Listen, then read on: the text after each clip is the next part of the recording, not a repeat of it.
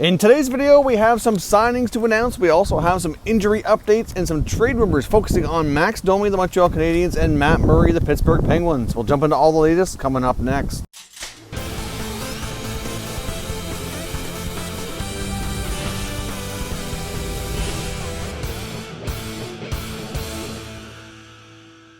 So welcome back to another video here at Top Shelf Hockey. Now, as you can see, we're once again here down by the waterfront in Fredericton, New Brunswick. We have downtown across the river here from me with some of the historic tall buildings you can see in the background. So again, I hope you're enjoying these outdoor videos and I hope you enjoy the scenery. Now, it's quite overcast and quite gloomy today. There is a risk of thunder showers, so let's just hope we can get through this video without a thunderstorm coming through. So let's get started. Now, we have a couple signings to discuss. We had the Boston Bruins announcing that they've signed prospect goalie Dan Vadner to a 3-year contract extension. It's a 2-way deal for the first 2 years and a 1-way deal in year number 3. Now, he's been with the Bruins, of course, with Rask not being with the team right now. He's been playing the role of backup to Jaro Halak. Yeah, he's from the Czech Republic originally, 23 years old. He's got some tremendous statistics from the American Hockey League from the last little while. This past year in the AHL, he has a .936 save percentage and a .179 goals against average. So he's, in my opinion, based on his time in the AHL, I think he's ready. Hard to say what the future holds for him, and a lot of that's going to depend on what happens with Rask. Does Rask stick around with the Bruins? Does he not?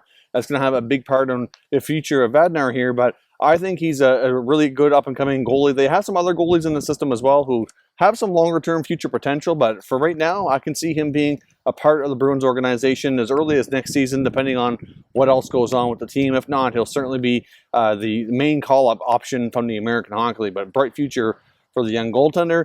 The other signing we have is the Red Wings have signed forward Robby Fabbri to a 2-year deal at $2.95 million. He would have been a restricted free agent had he not signed this extension. He will be a UFA when the contract expires in 2 years' time. Now, even though he doesn't have a ton of playing experience, he's missed a lot of time with injuries, but that does count towards your time accumulated being towards UFA status. So Robby Fabbri had a pretty good run with the Red Wings after being acquired from the Blues. He's gone through some major knee surgeries over his young career, but had a solid potential, putting up over 30 points in around 50 games with the Red Wings. And it seems like he might have finally found himself a nice home where he can kind of stay for a while and build with this young team as they go through their rebuild here. So clearly, a pretty good deal for Fabbri. I don't mind the contract, low risk, and they have the option to re-sign, or he has the option to be a UFA at the end of this. So I think this works for both sides. Now, like I mentioned, we also have some injury updates. We've learned a few things about some Flames players dealing with injuries through their series. Of course, they've now since been eliminated. We found out Matthew Tkachuk was dealing with a concussion.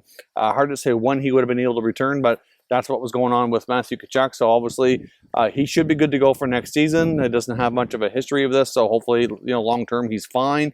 Rasmus Andersson, even though he was playing with a broken foot. So clearly, he's been quite a warrior for the Flames, and he'll need some time to recover. But hopefully, we'll be good to go next season. And we also had Sam Bennett playing with a torn triceps muscle. So obviously, he's likely going to need surgery. I don't know the exact extent of that, but all three of those players certainly had fairly big roles with the team. And in Bennett's case, it certainly explains why his faceoff numbers were down quite a bit here towards the latter half of the playoffs before they were eliminated. So hopefully they can all recover and be good to go next year. Now, as I mentioned, we have some trade rumor updates on Matt Murray and Max Domi. Let's start with the Penguins and Matt Murray. Now, we have comments from General Manager Jim Rutherford from an interview he did with Josh Yeo of The Athletic, indicating that it's very, very, very good chances, what he says, that one of them is going to have to be dealt. He's already been having dialogue with other NHL general managers, and there's considerable interest, but talks are not at a point where they're real serious here as of yet. And I would think as more teams be eliminated from the playoffs and want to reevaluate their goaltending situation, then I would think that there's going to be more and more teams kind of jumping in here at a possible chance to acquire Murray or Jerry, even though I do personally think Murray is the much more likely goaltender to be moved here in this scenario. But I guess we'll have to wait and see. A lot of it's going to depend on the offers as well. But I think right now it seems like the Penguins' preference, I think at least, would be to keep Jerry and to trade Matt Murray. Josh Yeo lists several teams that he feels would be the top contenders to make an acquisition, including the Minnesota Wild, the Calgary Flames, he lists the Buffalo Sabres, the Edmonton Oilers, as well as the Carolina Hurricanes as the most likely teams that would probably need him the most and obviously want to make it an upgrade in goaltending. And if you look through these teams, to a degree, they all do make sense to me. I think personally, I'm kind of leaning towards Minnesota as being the prime contender. I think GM Bill Guerin is going to be extremely busy this offseason. He's made it known publicly that he wasn't happy with his goaltending, and he's obviously linked to the Penguins organization where he worked for a long time before taking the GM job in Minnesota. He knows those players extremely well, saw them develop, been around them for a long time. So clearly he's got a little bit of an inside scoop on some of these guys. So for him to make a trade wouldn't be all that crazy. We also have reports that when the Jason Zucker trade was going down, that Guerin was trying to include Tristan Jarry in that deal, and we likely would have saw Alex Stalock go back the other way to Pittsburgh. And obviously that never happened. Rutherford was reluctant to move Jarry,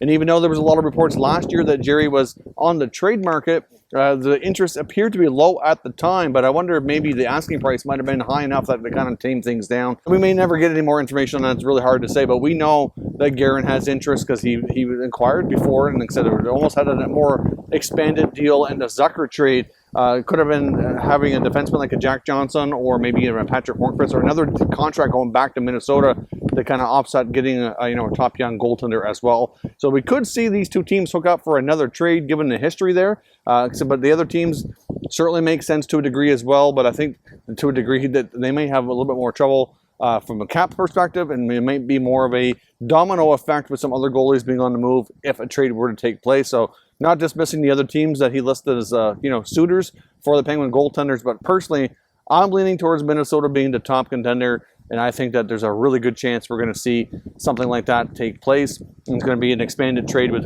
possibly 2 or 3 pieces going on either side. But I guess we'll see how accurate I am on that. It's tough to predict, but we're probably about 5, 6, 7 weeks away from seeing some real serious trade activity as teams are eliminated, the cup gets awarded, and we kind of head into the official NHL offseason. Now, there's been some more rumblings around Habs forward Max Domi. Apparently on his social media, between his Twitter and his Instagram, he's deleted reference to the Montreal Canadiens on those accounts, and a lot of people are questioning his future. They already had been, and now there's something so subtle. It's kind of get everybody up in arms, and there's even more talk about the future of Domi with the Habs organization. Of course, like I said, we had Elliot Friedman mentioned before about he feels he's a good chance of going to Pittsburgh, who we just talked about. Of course, the link with his dad being really good friends with Mario Lemieux, and they're pushing for a Max Domi trade. And then, of course, you have other teams as well. I wouldn't rule out even Minnesota, who we just talked about, or even Columbus.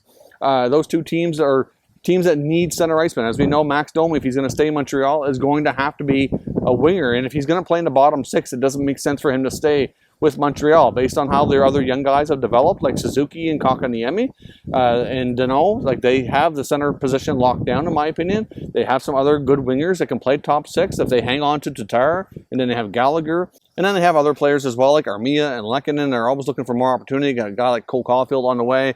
So there is a real possibility that Domi could be moved based on that if they don't want to have him in a bottom 6 role, whereas Minnesota could use him as a center. I mean, they want a top 6 center. He's proven last year especially that he could be that kind of player. Depends on how they view him as a center or a winger, but I think the Wild would be a team to watch for sure. That would make a lot of sense. Columbus, to me, also makes a lot of sense. Obviously, they showed this year that they're a good team, but they could use some more scoring punch behind Pierre-Luc Dubois down the middle. And Domi could possibly be that player. Now, in Montreal's case, they could use some size on the wing. They could use a better backup goaltender. They could also use a left shot defenseman. So if you look at these teams, like Minnesota has a bit of all that. Maybe would they part with a young top, big guy like a Jordan Greenway? I know he hasn't put up big points, but he's still quite young, has a lot of potential. He's got the size for sure. It probably would have to be more than Greenway, obviously included. Alex Stalock certainly would be an interesting choice when it comes to goaltending, especially if the Wild make other moves and acquiring a guy like Murray. Obviously, that's an option, or even Dubnyk with a salary retention. That's a possibility as well. They also have the possibility of moving a defenseman like a Jonas Brodin, because they're going to be in trouble when it comes to the expansion draft. Like, they have a lot of options there in Minnesota that could work for Montreal, that they could figure out a way to make a trade for Domi. If you look at Columbus, the same idea. Maybe they go after a guy like Josh Anderson. They could use some size and scoring on the wing, and Anderson could provide that. He's a potential 25 to 30 goal guy if he can stay healthy and have the right line mates and the right situation. And he's the kind of player they don't have. So I think he's a good fit there in Montreal. So again, and they also have, possibility maybe moving a defenseman. Maybe it probably have to be a guy like Ryan Murray. I'm not sure that they would have a big interest in that regard or not, but I think more likely if they move Domi to Columbus, Anderson would be the primary piece coming back, but it could be more than just him involved, obviously. So clearly, I think there's a good chance Domi does get traded based on how this team has developed. But I also saw And at this point, I'm going to call it a crazy rumor because I don't have the proper sources to really say there's anything to it. But there was some media out there discussing the fact that the Habs and the Flames were having talk over Domi and Johnny Gaudreau. Now, obviously, there's been a lot of talk about Johnny Gaudreau here in recent days. We talked a lot about him yesterday, and it's going to be a name that comes up continuously here, I think, in the next few weeks until something is, actually completed or get more clarity on the Flames' plans. But it involved a guy like Domi and Paling going to Calgary in exchange for Gaudreau and maybe another piece. So obviously that would be kind of a pretty crazy trade. But again, I mean, Montreal could get a potential game-breaking winger like a guy like Gaudreau. That could help, but it doesn't give them the size, doesn't address their left shot, the defense, doesn't give them a backup goalie. Maybe there's other pieces involved. I don't know. The source that came from, I'm just not sure really there's much to that. So we're going to have to wait and see. But again, wouldn't be completely shocking, but I'm just not sure that we're ready to say that there's really a whole lot of serious talks in that regard. And sometimes Montreal media especially can be a little bit, jump the gun, and sometimes it kind of gets blown out of proportion what they feel the Habs should do. So we'll have to kind of take that with a grain of salt. I don't know if there's much to that here as of yet. We'll have to see here in the coming days if any more information comes out or not. But either way, I think we're going to have a very active offseason. We're not too far away from that happening. The NHL season will be wrapped up and Cup will be awarded in around a month or so. So obviously in about 5-6 weeks' time, we're going to start to see some activity, and there's going to be all kinds of talk as well. So certainly stay tuned. We'll keep you up to date, and we'll hopefully have lots to talk about as we get to the end of September, early October. We actually get some trades, free agency, NHL Draft. It's going to be an exciting time, and we'll see what happens here as the NHL prepares for the following year. So certainly stay tuned for more updates here. Again, if you're new to the channel, consider subscribing, turning on your notifications so you don't miss any future content, and give this video a thumbs up if you enjoyed it. I'd appreciate it if you did. Looks like we get through this without a thunderstorm, so that's always great, and I'll catch you next time.